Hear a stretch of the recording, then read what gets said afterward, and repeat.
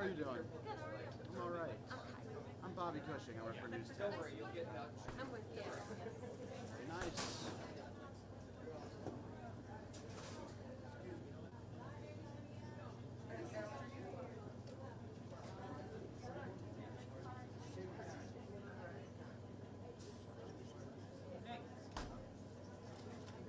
Yeah, I'm looking for John.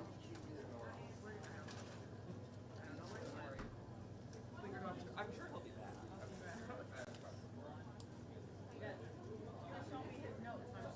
Yeah. I don't know.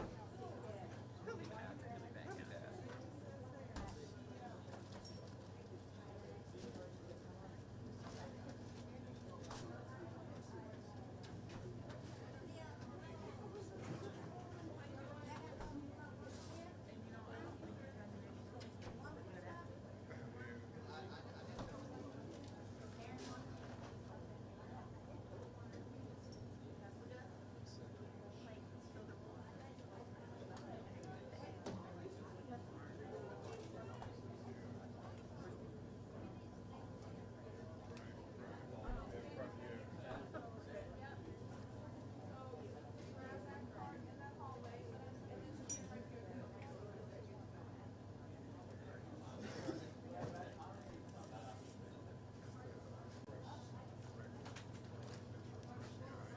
Good catch.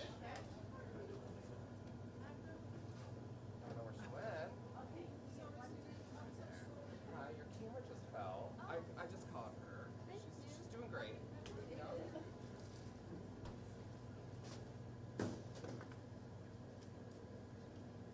It's 2, 1.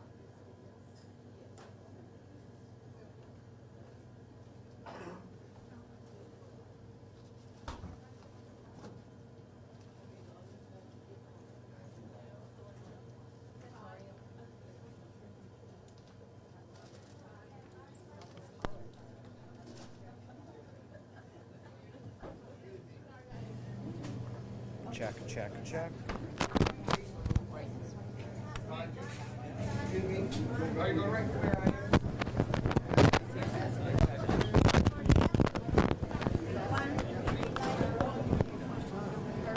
Where should I? Are you gonna be flipping pages over here? The Attorney General is. So, you know, A little something like that. We'll put it over here.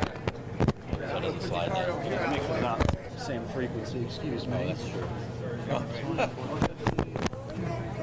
All right, we're good.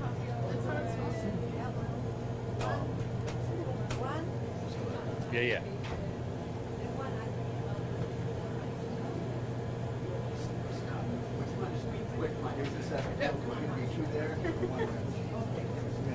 You want this sound too, or do you just want me to check your wireless lines? Okay.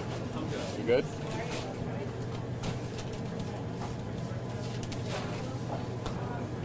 I don't know if she was checking. All right. You good? Yeah. Beautiful.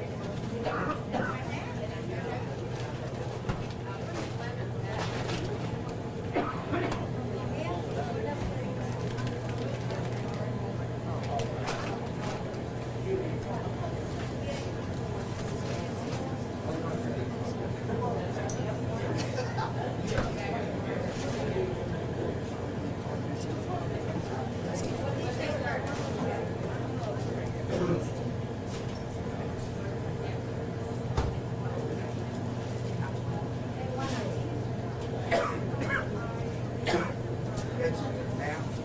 It's 2. Here.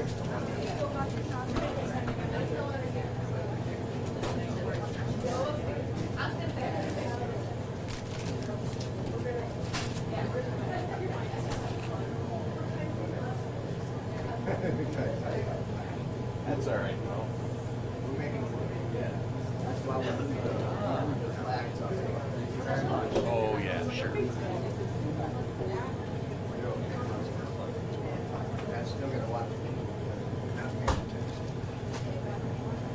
Good to see the TV cameras. Yeah. 1.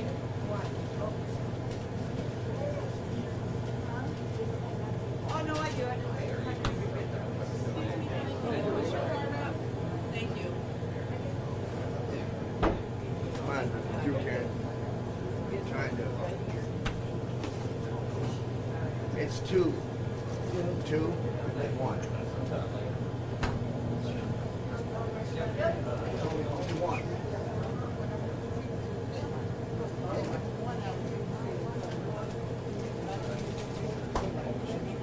Oh, that's good. Yeah,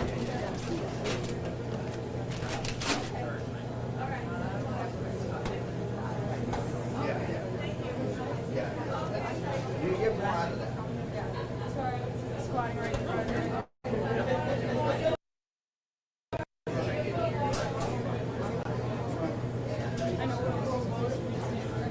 Just one.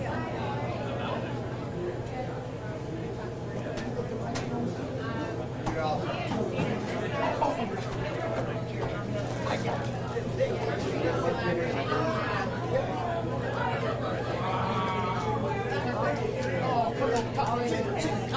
come on, talk to me. That's what I'm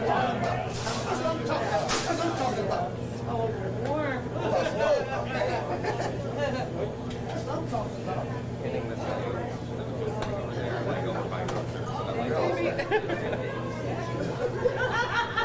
Yes, I do. Yeah, I know you do. I know you do. Like you like it for the whole family or just me? I understand. I got you.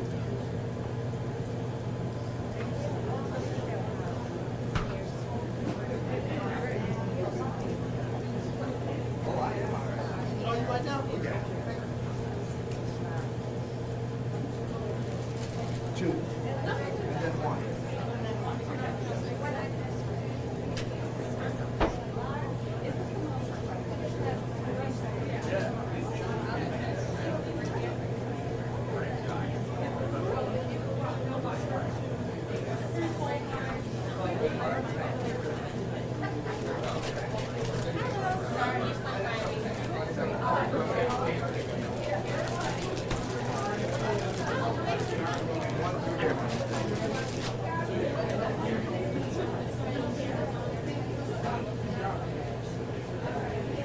Morning to you.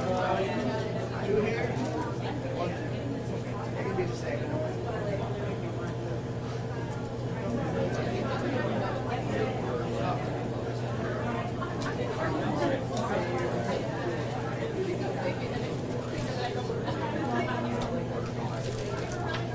They are not here.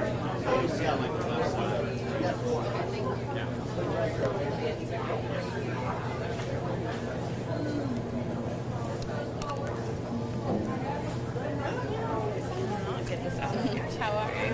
Good, how are you?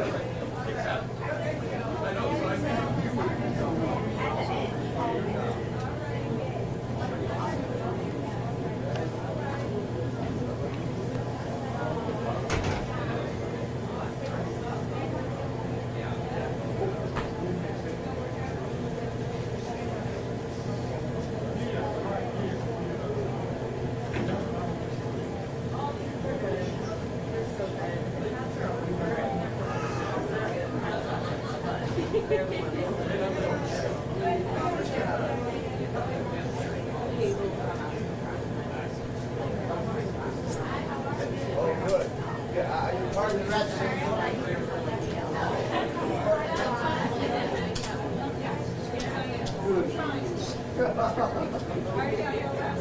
Sorry.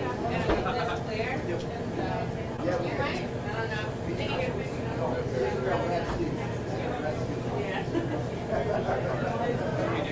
Kyle, doing well. How are you? Doing well. Good to see you. Well, nice to see you as well. So what are we asking about today?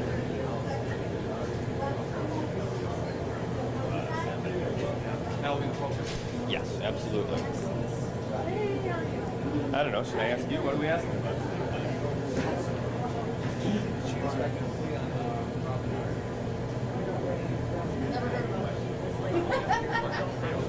I don't think that's a question. I'm still friends with another Facebook cover.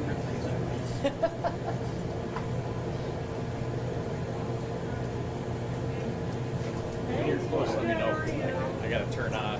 Oh, I was gonna say, we're only missing Colin from Michigan Public Radio, so if we want to grab our speakers and. Is that all? Yep, for the final lineup, we got it in.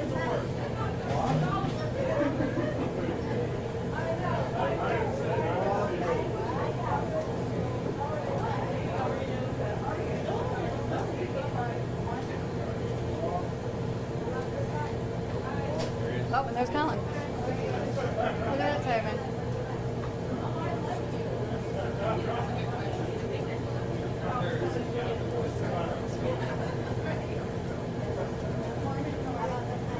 Good, thank you.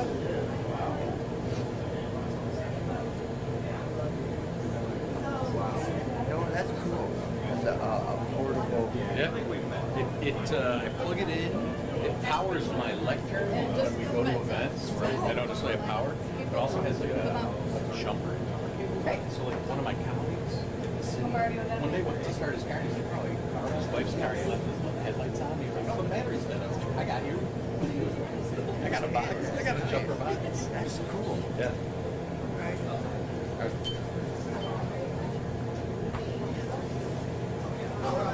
Yeah, I've never seen one. Menards. That's cool. I think I paid $80. What's that? Well, is it doubles? Oh yeah, it's a heavy duty right there. Because you know, the jumper cable, power. It has an air compressor in it. It has so it's a little all-in-one like tool.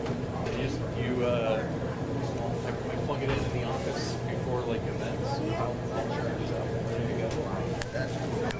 Yeah. See, and I had time to ask you. Yeah. I never thought I'd have to ask that question. It's okay. Yep. It comes in very, very handy. Actually, that's a plus. Yeah. You know, like we do events. We did those events on parking lot. Really? At a building that's being redone. Plug it in and we're ready. 2 and 1. How you doing, buddy? All right. How you doing? Great. 2. Yeah, 2. The number after 1. Kind of funny too. Yeah, because see, you don't have to do the big old speakers. That man takes less room up too. Yep. It's easy. It's easy breezy actually.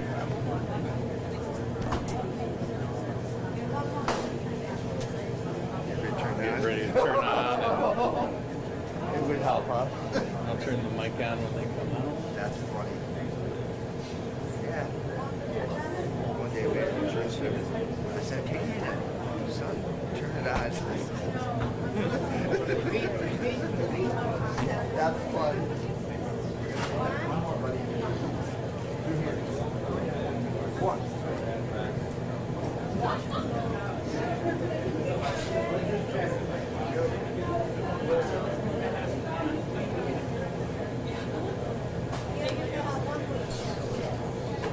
You're all set.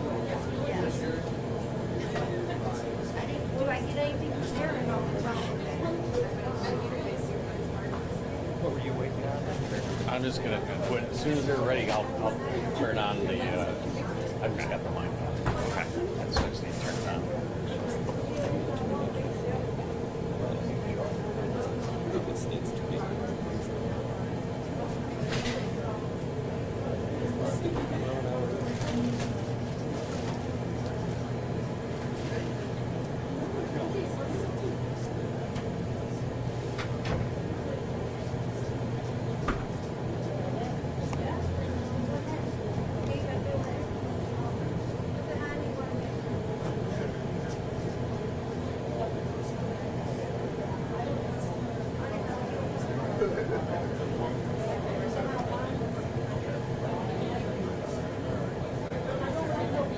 I'm moving right along.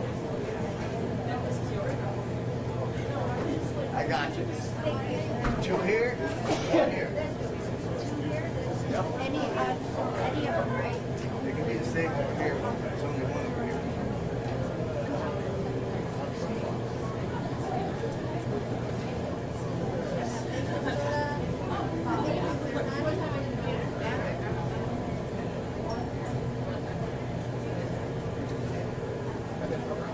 Waiting room on.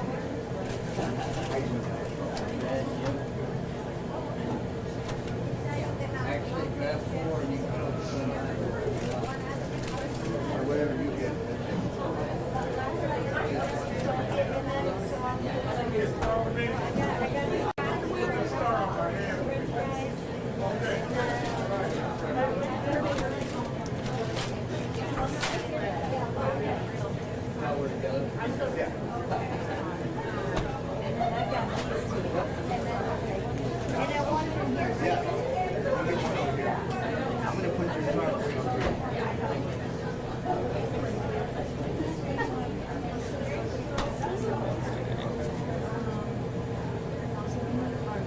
We're going to get going very shortly here, like 3 minutes.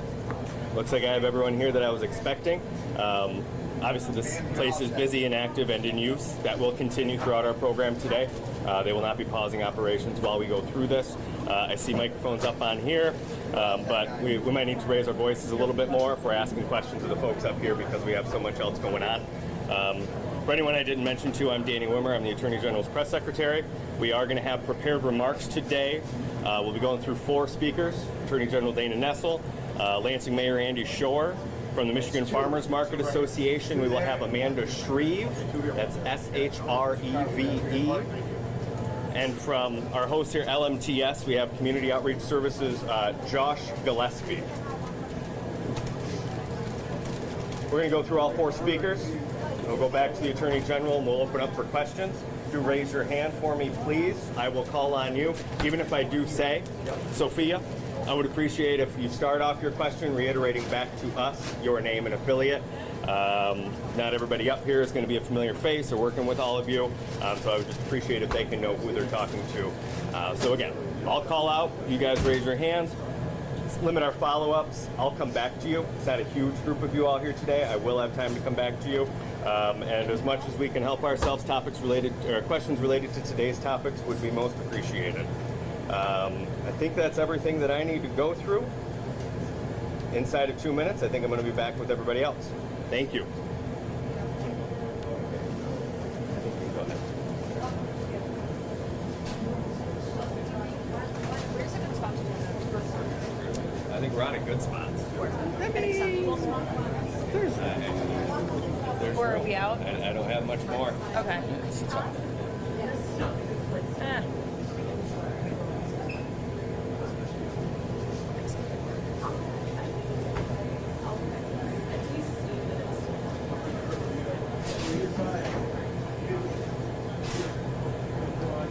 This puts out decent sound Okay. as well. Yeah.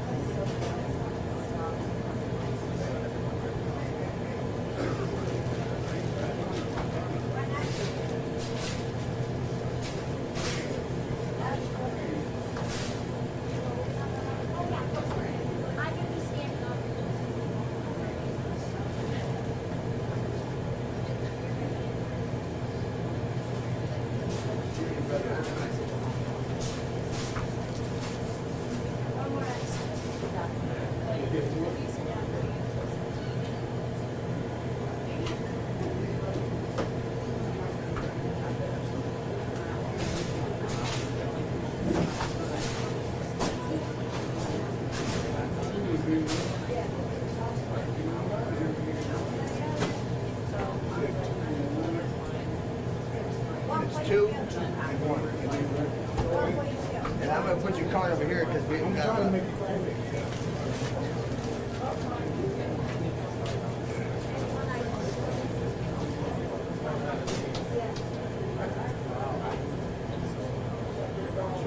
Yeah, 1G6 they can. Still be. They can be the same over here. Hi, honey. 2 here, 1 there. 2 here, 1 there. Go. Don't run the brother over. I got it. 1.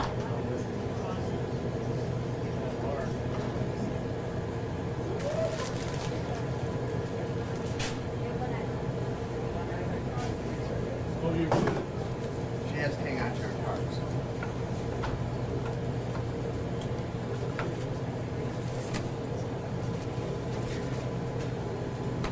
You're all set. Try to have a great day.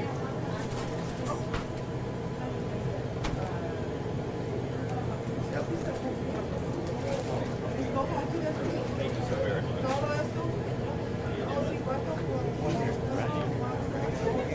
Here. Mr. Mayor, we want to come over this way. And thank you. Step over. Maybe back a little bit more this way. She's got room to sit right there. Yeah. All right. We do have. Yeah. Looks in front. We good? Ready, you want? Okay, great. Thanks everybody for attending today. Here to announce that yesterday I joined attorneys general and governors from 25 states in requesting a temporary restraining order and filing a lawsuit against the United States Department of Agriculture and its Secretary, Brooke Rollins, for unlawfully suspending the Supplemental Nutrition Assistance Program, or SNAP program, for the duration of the federal government shutdown. Now, I'm here today with Lansing Mayor Andy Schor, Amanda Shreve from the Michigan Farmers Market Association, and Josh Gillespie from LMTS Community Outreach Services, who help 5,000 to 8,000 people in the Lansing area each and every month through their food center, community food, holiday giveaways, and the mobile food pantries. Statistics show that 1 in 9 Americans are food insecure, and unfortunately, that's just as true here in our capital city. Now, as most of you likely know, SNAP benefits will not be paid effective November 1st, leaving 42 million Americans to wonder how they're going to put food on the table next week.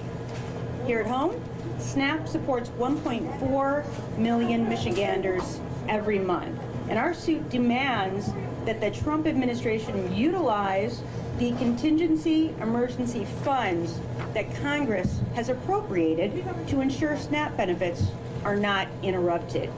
Now, right now, if you visit the USDA website, you'll be met with a shockingly political and hostile message claiming that, quote, the well has run dry, but that's a lie. The 2024 congressionally authorized appropriation bill, as well as the 2025 continuing resolution, collectively designates a reserve $6 billion to carry out program operations. And according to records from the Office of Management and Budget, as of October 2nd, it shows that these funds were still available. Additionally, as of October 8th, the USDA had $23 billion in appropriated funds under Section 32 of the Agricultural Adjustment Act of 1935, a farm subsidy program, with statutory authority to transfer these funds to other programs. Now, where Congress has clearly spoken to provide that SNAP benefits should continue even during a government shutdown, the USDA does not have the authority to say otherwise. Now, this pause in services will cause immediate harm to 13% of our state. And I'd like to tell you a little bit more about exactly who those people are. It's 492,225 children, 38,513 veterans. Seniors account for 36% of our recipients, and 51% of those households have a person with a disability. And despite claims that these are families who either refuse to work or are here with an illegal resident status, let me be absolutely clear that 78% of Michigan SNAP households include someone with an earned income, and every recipient must either be a U.S. citizen or have qualified non-citizen resident status. These cuts are coming on the backs of rising inflation, higher grocery bills, and soon an increase in health care premiums. It also follows record cuts to our food banks, who work day and night to ensure no one in our communities goes hungry, and who will be in even more demand than ever come Saturday. Food banks across the state will tell you that they have received significantly less at USDA donated foods this year than in past years. Since taking office, the Trump administration has cut or paused nearly $1 billion in money to support food banks and canceled thousands of USDA produce deliveries nationwide, including a reported 3 million pounds of food that should have come to Michigan just through August. And while I believe in providing SNAP benefits as a moral issue, there's also an economic argument to make as well. The SNAP program supports over 375,000 jobs for American farmers, food distributors, and retailers as well. And every SNAP dollar spent in Michigan is a dollar in the pockets of our state's 10,000 SNAP-approved retailers. And that investment will go on to create an average of $1.54 in economic activity. I imagine that's not supposed to be $1.54 in economic activity. Is that $1 million? For a dollar. Got it. $1.54 for every dollar spent in economic activity for the surrounding community. Thank you. These cuts force our family, friends, and neighbors to prioritize between necessities they wouldn't otherwise have to choose between. Next week, people will be forced to decide between buying groceries or filling prescriptions, or between going into work as scheduled or calling off so that they can come visit a local food bank. If you or someone you know is impacted, resources are available. Please call the United Way at 211 or find a food bank near you at fbcmich.org. The Democratic Attorneys General are doing what we can, using the levers of the law to hold this administration accountable and to protect our residents. And on a personal note, I implore everyone to do all you can. If you are able, please support your local food pantry, either through monetary donations, non-perishable food items, or with your time by volunteering. If the prospect of tens of millions of Americans going hungry is not motivation enough for us to all come together and act, then I don't know what ever will be. And with that, I'd now like to turn this over to Lansing Mayor Andy Schor. Well, thank you, Madam Attorney General. It's a hard act to follow, but thank you for your leadership. Thank you for standing up for the residents of our state and really our nation. I want to thank LMTS for inviting everybody here. You know, you just heard a lot of the numbers, but what you're seeing to your left and your right are the reality. These are not just numbers, these are people, and they are here getting food that they need from the freezers here at LMTS. We have mobile food banks that we do throughout the city, and the food's going quickly. Food's going quickly. My understanding is in about 55 minutes they ran out of food last Saturday at the food pantry. So this is huge. November 1st, it's on the minds of everybody right now. If SNAP benefits are not provided, then what do? We know, I've been speaking with mayors from all around the country. I was talking to the mayor of Phoenix 2 days ago. And we know that it doesn't matter if you're in small city, mid-sized city, big city, we cannot make up for the power and the funding of the federal government. We don't have those kind of resources. I don't have millions of dollars sitting around in a fund that we can move. It's very, very difficult. The federal government needs to come through.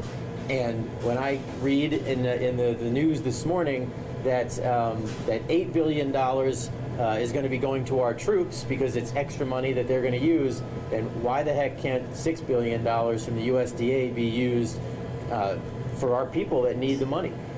So when the Attorney General calls and says, I'm filing a lawsuit and I'm joining, I stand 100% behind her, and so do the 42,000 people in Ingham County that receive SNAP benefits. It's too important, and I cannot thank the Attorney General enough for standing up for our residents. This is important. Those dollars are there. They're sitting in a fund. We need the government to open. We need to make sure that healthcare costs are not going way up. These are real important issues. But on November 1st, when we have all these people who are on SNAP benefits that are in jeopardy, it becomes a crisis. I'm excited that this lawsuit has been filed because it's taking a real action. You know, we're doing a lot here as we hear about these impacts. Our Human Relations and Community Service Department, our Neighborhoods Department, along with several others, they're finalizing what they can do to try and help people.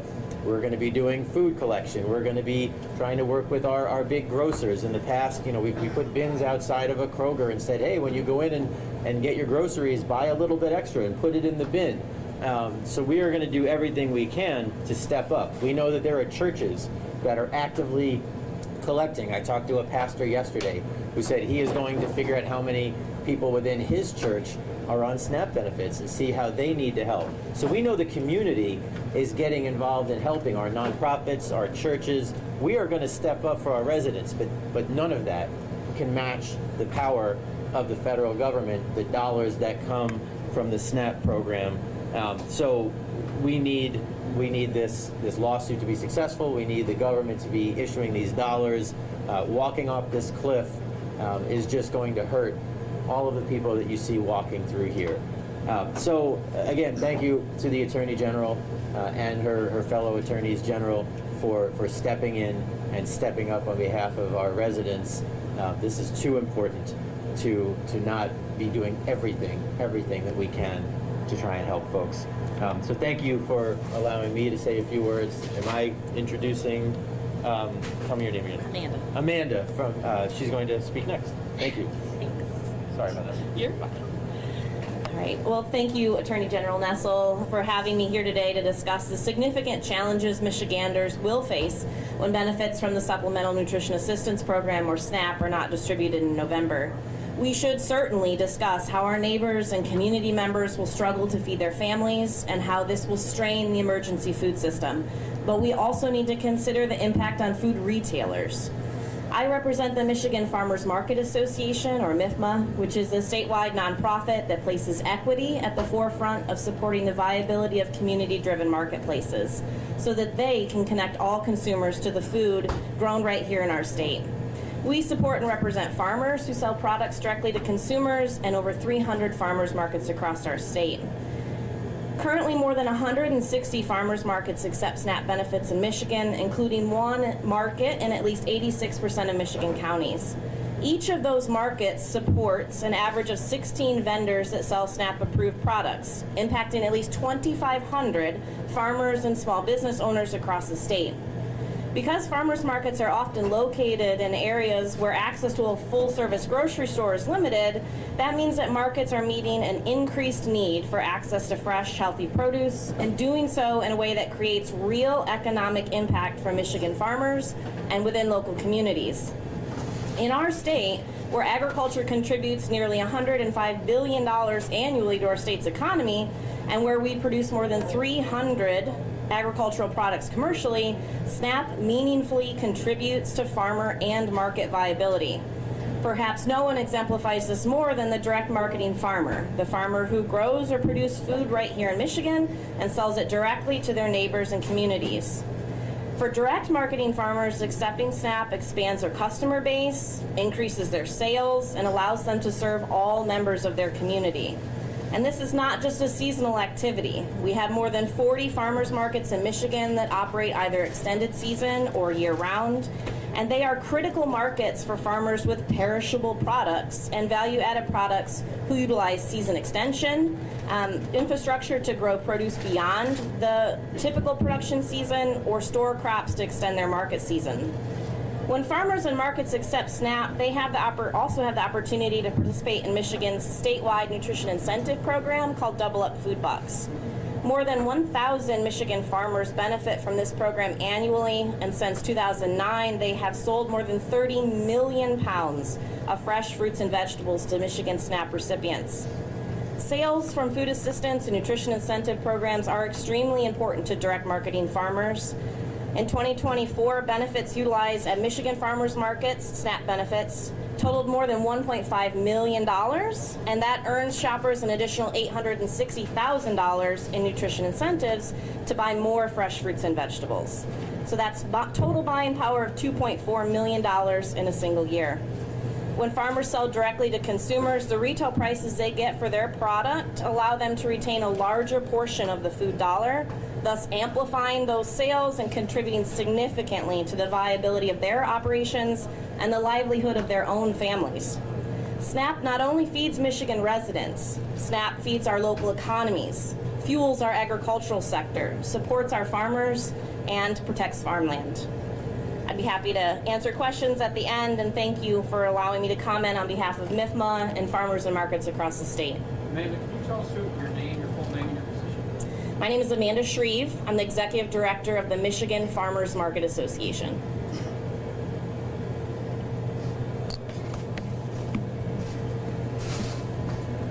Good morning. My name is Joshua Gillespie. I'm the Executive Director for the Larry Mitchell Trice Senior Community Outreach Services.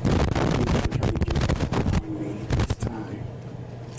Teddy Roosevelt said, "The test of our progress is not whether we add more to the abundance of those who have much. It's whether we provide enough for those who have too little." As the director of LMTS, we feed 5,000 to 8,000 people a month through our collaborative efforts with the Greater Lansing Food Bank and their DoorDash program, through our Fresh Food Friday 2.0 and Fresh Food Friday extravaganza, through our Grace on the Go deliveries right to the neighborhoods, and to our emergency boxes for families that are in critical need in that moment. For me, today is not about politics or policy. It's about people. Every single day, right here in our community, we have children who go to school hungry.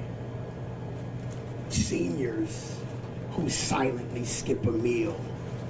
Families who have the daunting task of deciphering if I'm going to pay rent or buy groceries, if I'm going to fill up my gas or fill the stomach of my babies.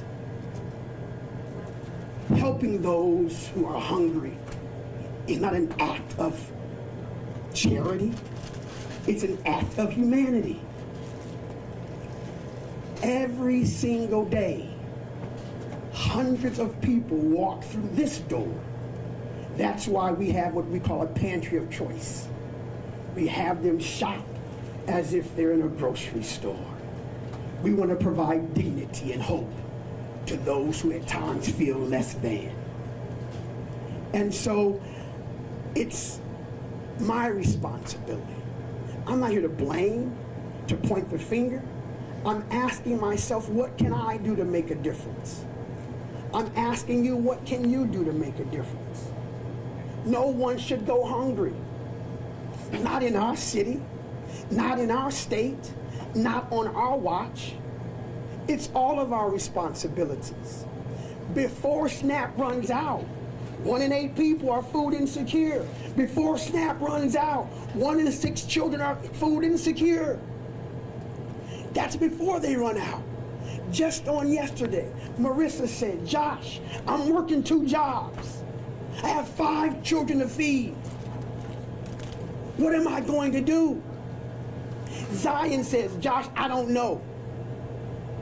It's not going to work. I need help. Do you offer rent assistance?" They're making choices. Choices that maybe you don't have to make, that I don't have to make.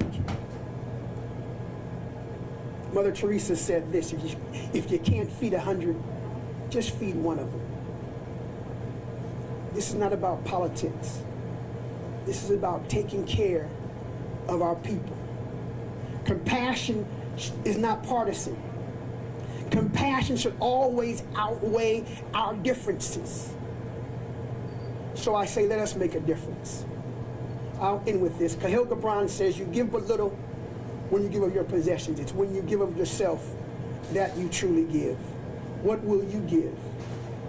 Help out, not necessarily LMTS, help out the local food pantry. Help out your neighbor. Help out your family member. Help out your colleague, your classmate. It could be us. So thank you, Attorney General. I'll turn it back over to you. Thank you, Josh. Thank you for those very passionate remarks. Well said, and also some amazing quotes that you were able to work into that really bring to light, obviously, the great importance of why we're all here and what we're doing. And thank you all for your great work. I appreciate it. I want to also introduce Neil Giovanetti from my office, who is heading up all of our federal actions, 37 cases to date.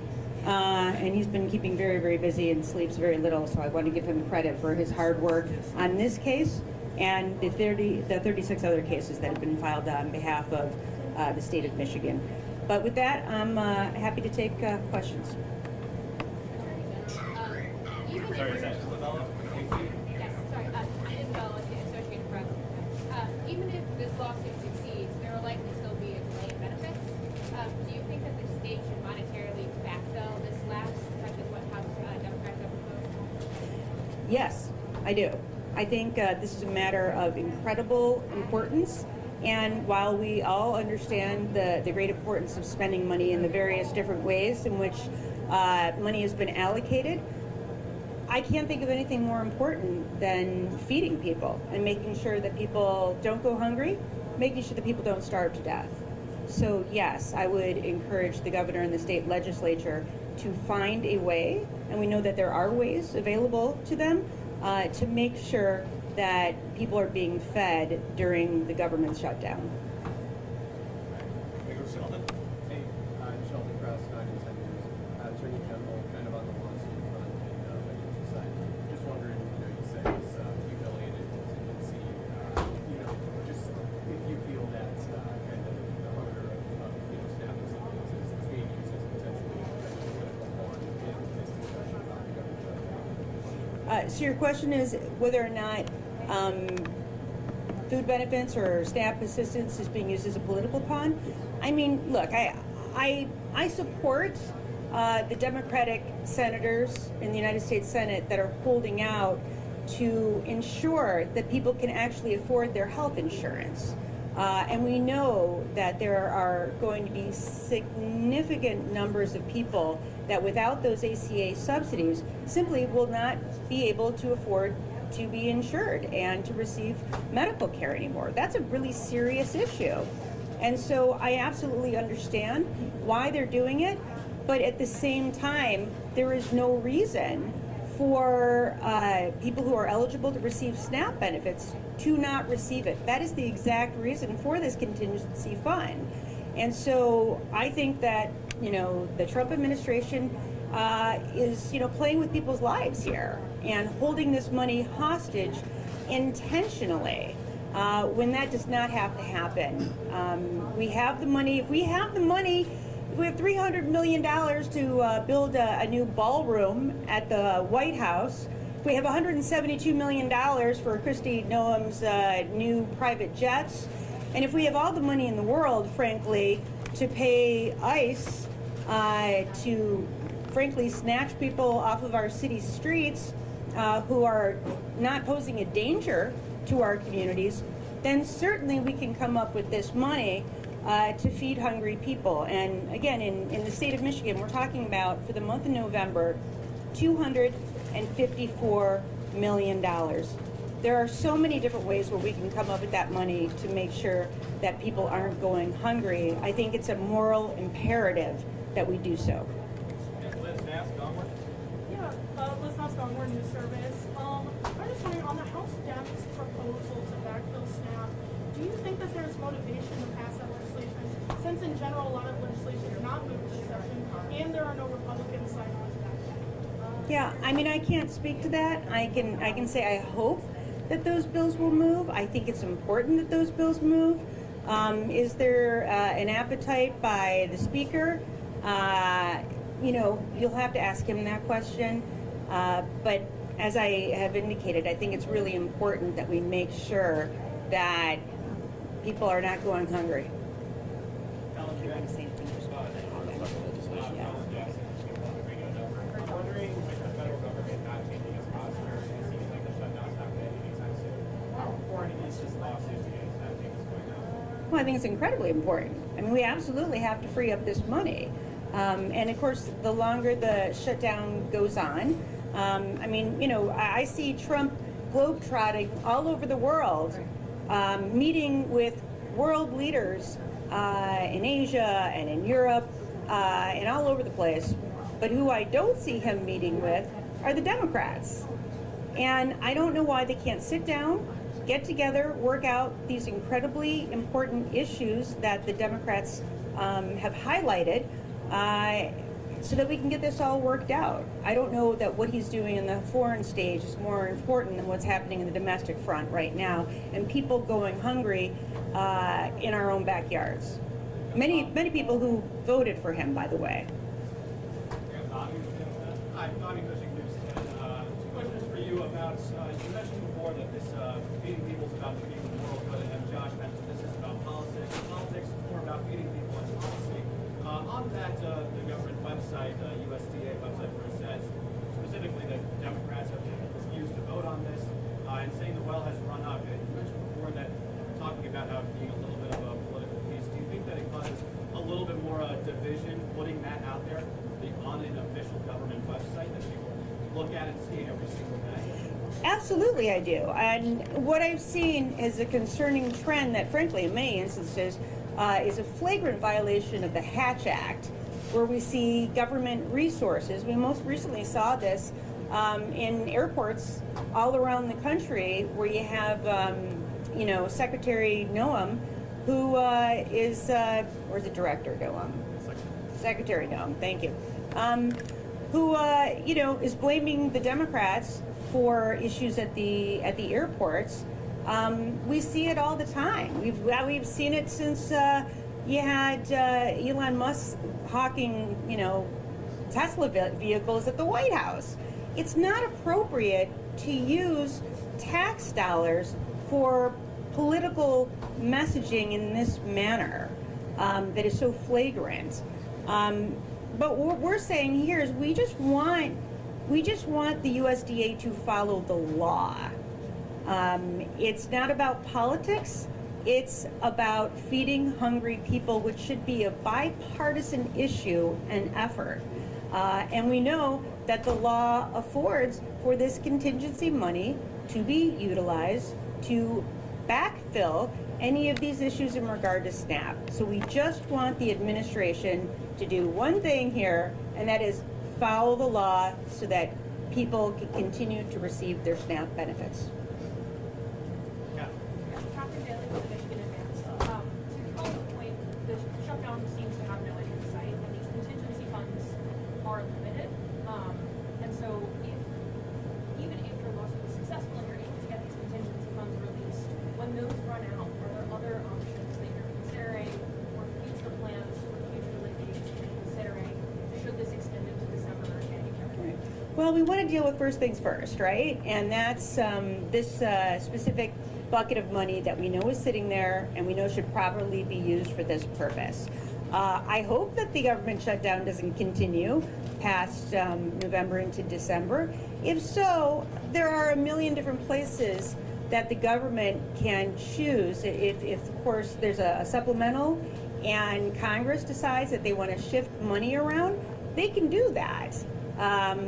But at this point, we're dealing with the month of November and this particular pot of money. And again, I know that $254 million may sound like a lot of money, but considering money that is available, with the federal government and that also in the state government, it's money that absolutely has to be spent. And I have seen so many different frivolous ways in which our tax dollars have been spent. This is not one of them. Yeah, if I can come. Jackson, Michigan, you're right, there's some historical context on this holiday. For example, the last government shutdown in Nessel, this was at the beginning of Michigan. I'm so sorry. Can you just raise your voice a little I bit? was wondering if you could provide some historical context for this moment and how this has been handled in past government shutdowns. Yeah, I don't have the answer to that question. Does anybody know how this has been handled in the past? I don't think we've ever gone this far.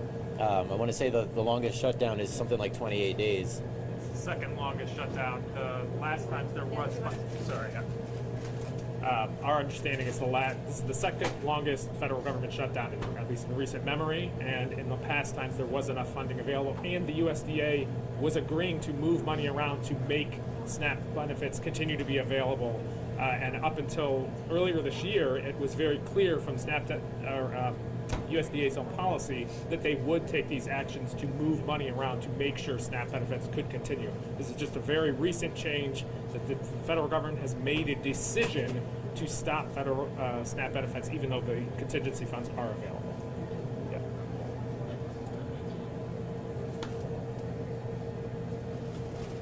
I'm going to go back to Colin, and I got time for one more after that. So just one last follow-up. I'm wondering if you know how quickly you're expecting the court to move on this? There is a hearing tomorrow at what time? 10 or 11. Yeah, so there's going to be a hearing tomorrow. This was filed in a district court in Massachusetts. So far, the Department of Justice, I believe, has not filed a response to this at all. We are asking for a temporary restraining order, and the judge will be hearing that matter tomorrow morning. I'm hopeful that we'll have a decision as soon as possible. All right, thank you. I'm going to close it out with Bobby, Channel 10. Bobby, and you joined this lawsuit with, I believe it was 21 other attorneys general. Do you believe when there are that many that come together for a lawsuit of such importance of this one, that there can be real change made when you have so many states going against the administration? We've had a lot of success in our lawsuits. Now, what we're seeing, there's a combination of ways that these are being resolved. One is that sometimes, because we have such powerful arguments and the administration has such weak arguments, if they have any viable arguments at all, oftentimes the administration just drops the matter altogether and does not move forward with whatever the federal action is that we find to be so harmful or injurious to our states. But much of the time we are getting immediate relief because there is irreparable harm that is done to our states and the people of our states. Very often we'll get a TRO, we'll get a preliminary injunction, and so while the case is pending, at least the harm doesn't continue during that portion of the proceedings as we're moving forward on the merits. So, we've seen that time and time again. I will say that we, had a case involving the birthright citizenship case, and it's named the CASA case, where it was made very clear that if you are not a party to the lawsuit, then you will not receive the benefits of the injunction. And what I see in a case like this is, I don't know how in good conscience anyone who is representing any state, and the Republican AGs, I don't know how they don't join a lawsuit like this knowing that their people are going hungry as well. But what we see oftentimes now is that if the Democratic AGs who have brought these suits and participated in these suits, if they're successful, oftentimes the administration will just drop whatever it is they're doing because they don't want a situation where just the states represented by Democratic AGs receive the benefit and the states represented by Republican AGs don't. So I'm hopeful that we'll be successful and that hopefully pretty soon this money can be utilized to help people who are SNAP recipients in all 50 states. Thank you very much, everyone, for joining us today. We're going to head right back this way. I have a correct spelling here. It's me. I want to make sure they got that. Thank you. Only seen it. Thanks, everyone. Thank you all for joining us here at our usual meeting place. So very important what we're discussing today. You did hear from Neil Giovanni. I do have the spelling of his name. He is an assistant attorney general. He spells Neil with the E first and E-I-L. Giovanni is G-I-O-V-A-N-A-T-T-I.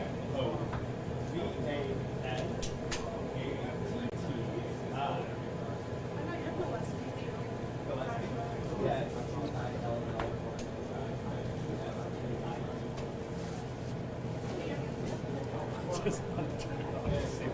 What was that? I don't know.